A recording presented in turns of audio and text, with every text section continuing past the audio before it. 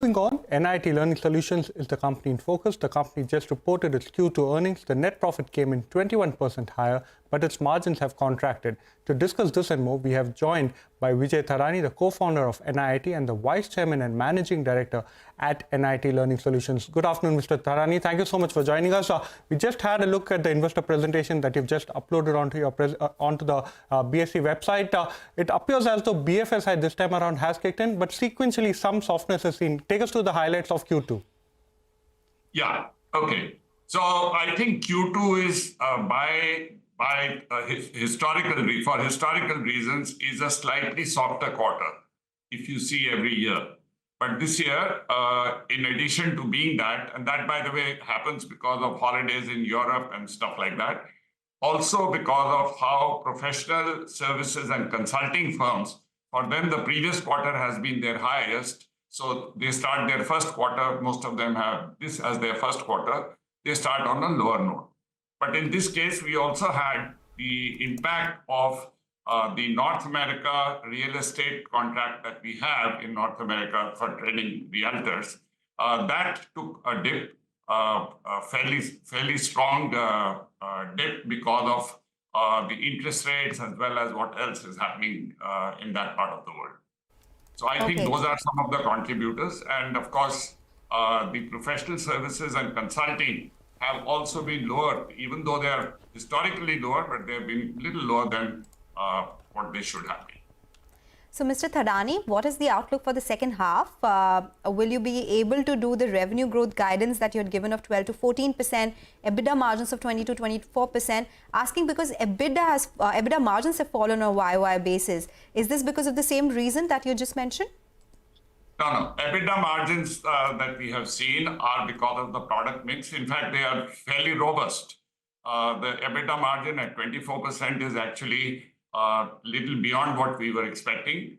And I think we will continue to see that 22 to 24% margin for the rest of the year, with the margin being on the higher side of the 20-24 range. So we are very well placed as far as the margin is concerned. On the growth, given the multiple environmental conditions which are happening, where economic indicators are very strong, but the sentiment is weak, and I think cost cutting is the real issue. I think in medium term, it offers a great opportunity for us because whenever cost cutting becomes the driver, outsourcing increases, and that's our main business. And I think we are very well positioned to recover from this in medium term. But for the year, our guidance now will be 7% plus. Okay, so you are saying guidance will be 7% plus versus 12 to 14% earlier. That's right. So the reason for this... Sorry? Yes, please go ahead. You were saying that is because of? The weakness in the environment. As I said, the economic indicators are good, but the sentiment is weak. And therefore, while we have a very good contract base, we have very good wins this quarter also. We got 2 new MTS contracts. I think in the short term, while we recover from these, and as you know, there are multiple macroeconomic indicators at work. So I think while we will recover in the second half, our second half will do much better than the first half. But I think we are running about a quarter behind in order for us to meet the projections that we had talked about. Got that, Mr. Thadani. You've also mentioned that you have a 100% retention rate in terms of actually going ahead and renewals. Now, give us a sense of these renewals. Are they happening at the same levels, or are you seeing some cost cutting? Are they happening at slightly lower levels compared to what it was last year? No, in fact, the renewals are actually pretty good, and renewals start with an expansion as well because they are happy with us and they increase the level of work. What happens is what was traditional consumption, people have been cautious in consuming the same amount of learning given this uncertainties in that one.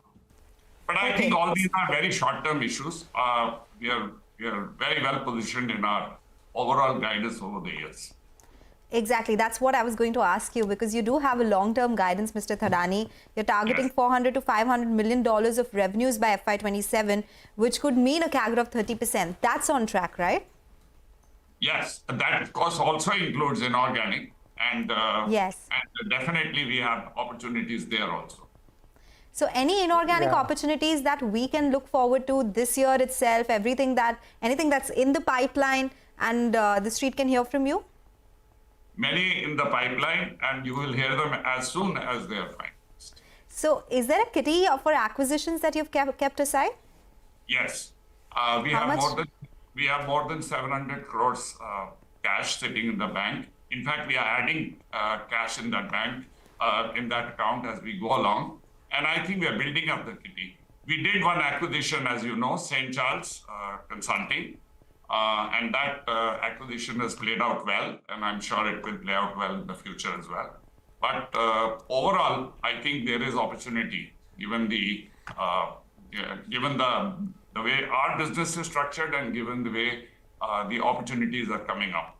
I think our generative AI practice has really taken a pole position, and I think that will be a very big contributor to our growth as we go forward. Because more and more clients and the learning is benefiting a lot from AI. Mr. Thadani, on a year-on-year basis, last year around BFSI contributed close to 8% of your total revenues. This time around it's close to 14%. So going forward, how do you see the revenue mix? And you've also given some positive commentary as far as BFSI is concerned. So do you see that mix trending higher? Yeah, see, at this point of time, BFSI is sitting on a lot of money with high interest rates, right? And also BFSI is going through a major transformation, the digital transformation, which is happening in the world. And with the purse strings loosened, I think they are in a hurry to be on top of the technology curve. And I think to that extent, it presents a great opportunity. So I would say BFSI and pharma, life sciences, they are two sectors which are doing very well. Technology is a sector which is beginning to recover now. And I think we will see that contributor. These are three out of the big four sectors that we have always been very, very positive about. So 3 out of 4 are actually at this point of time doing well.